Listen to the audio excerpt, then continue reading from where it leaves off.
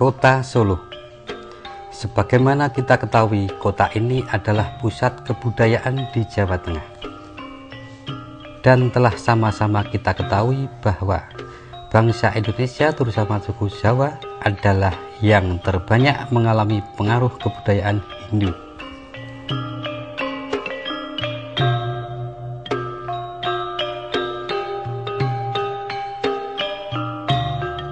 Wayang. Hampir semua orang mengetahui kebudayaan tradisional yang berasal dari Jawa Tengah ini. Menurut para ahli, wayang dikenal oleh bangsa Indonesia sudah sejak tahun 1500 sebelum Masehi, karena nenek moyang kita percaya bahwa setiap benda hidup mempunyai roh, ada yang baik dan ada yang jahat.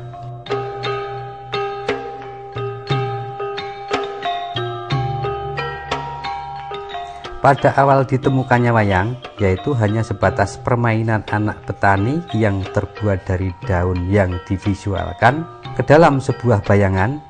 Dimainkanlah permainan tersebut untuk mengajarkan budi pekerti kepada si anak melalui tokoh-tokoh yang dimainkannya. Perkembangan bentuk wayang juga mengalami perubahan ragamnya, yakni mulai dari rumput, kulit kayu, dan kulit binatang. Dibuat itu ya dari segmen rumput yang tadi dijelaskan. Kedua itu dari kulit kayu. Yang ketiga itu dari kulit binatang. Binatang itu sendiri yang disebut binatangnya yaitu yang disebut lembu atau kerbau. Dibuatlah seperti gambar wayang.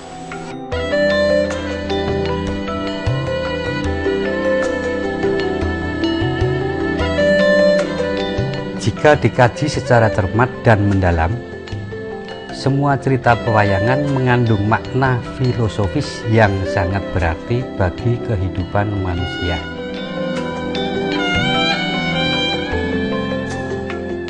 Itu sendiri melambangkan cerita kehidupan buat manusia. Sudah Masehi, dibawalah cerita sama seorang tokoh itu dari wilayah Jawa Tengah, menceritakan untuk kedamaian kehidupan manusia.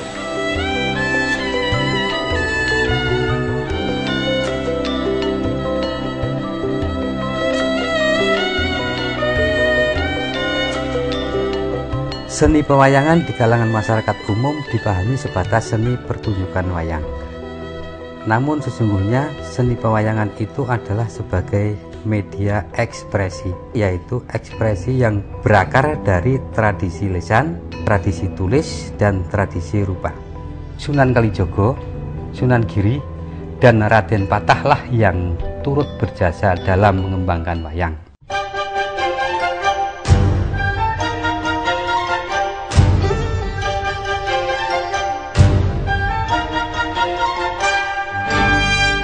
Nama saya Ki Kusni, putra dari Bapak Kestik Kestilamono dari Soran, Duet, Ngawen, Klaten. Mungkin menurut sejarah yang saya tahu itu sebelum Njeng Sunan Kalijogo itu wayang sudah ada. Tapi untuk Njeng Sunan Kalijogo untuk menyebarkan ajaran Islam.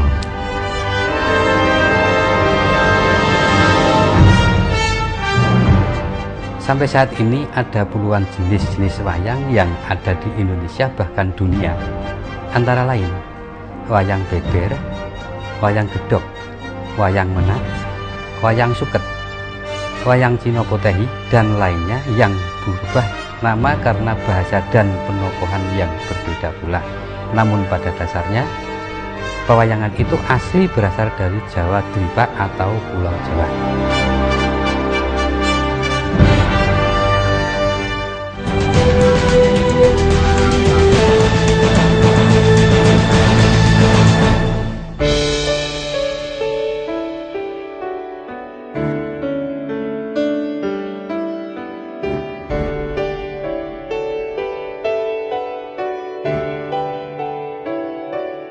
Di mana ada wayang, di situ pula ada dalang. Siapakah dalang? Dalang adalah beliau yang memiliki kekuasaan mutlak atas wayang. Beliau yang menggerakkan dan memberikan suara pada wayang. Dalang dalam Jarwo Dosok diartikan pula sebagai ngudal piwulang atau membeberkan ilmu, memberikan penceramah kepada para penontonnya. Untuk itu, berbagai bidang ilmu tentunya harus dipelajari meski hanya sedikit, sehingga ketika dalam membangun isi dari cerita bisa menyesuaikan dengan perkembangan zaman dan nilai-nilai kekinian.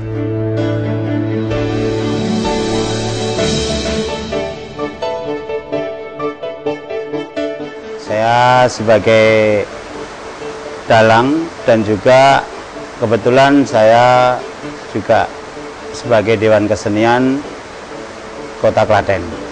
Dalam hal ini karena saya berjiwa seni sehingga ingin melestarikan budaya tinggalan nenek moyang, khususnya wayang kulit.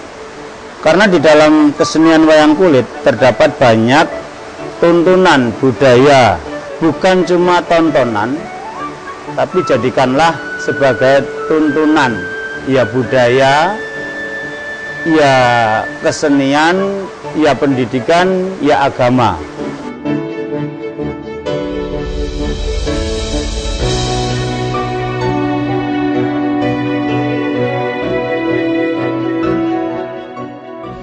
Saya belajar mendalang sejak umur 15, kira-kira sudah sekolah menengah pertama saya sudah belajar.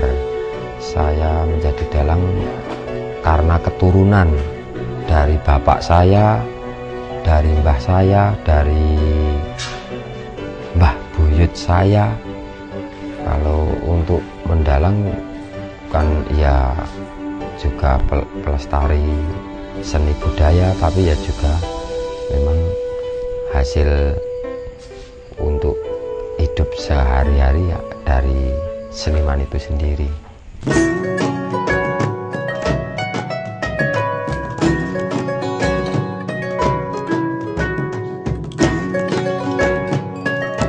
Seorang dalang yang hendak mengadakan pagelaran wayang harus berpuasa terlebih dahulu.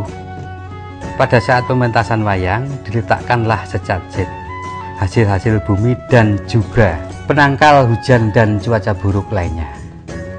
Acara persiapan wayang tersebut yang dilakukan oleh dalang disebut ruwatan.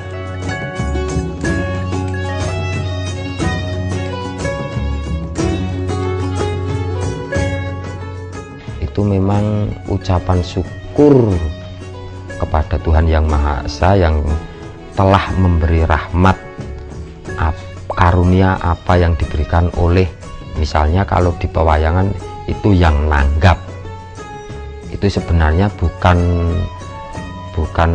kebutuhan si dalang, tapi kebutuhannya yang nanggap. Yang nanggap menyukuri nikmat yang sudah diberikan oleh Allah, itu sarananya menanggap wayang itu sendiri, lalu disajikan yang berwujud sajian hasil wulu pawetu bumi, hasil bumi itu sendiri.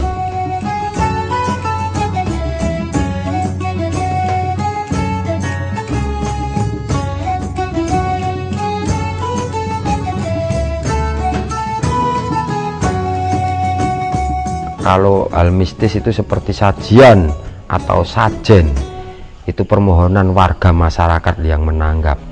Sebenarnya wayang itu sendiri hanya sarana untuk istilahnya ritual, hanya untuk sarana ritual. Kalau selama saya menjadi dalang itu tidak semua wayang, hanya sebagian 1-2. Misalnya wayang saya sendiri punya itu dari keraton. Hal mistisnya ya hanya ada kelebihan nilai tersendiri daripada wayang yang baru-baru sekarang ini.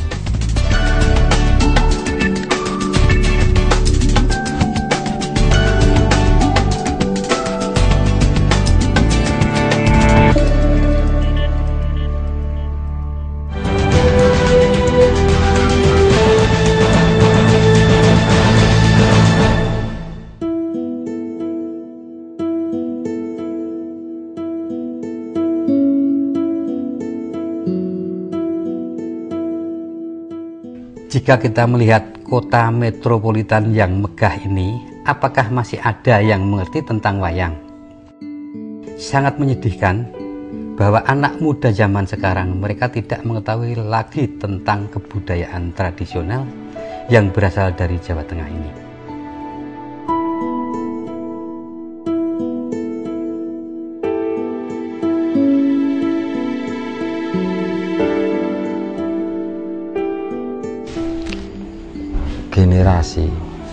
Generasi tetap masih ada, Mas. Terus untuk masyarakat itu sendiri, hanya kalau untuk sekarang yang dilihat di TV hanya orang yang itu. Tapi kenyataannya di pelosok mana saja penggemar wayang itu sendiri masih tetap ada. Mungkin yang pemuda pun masih.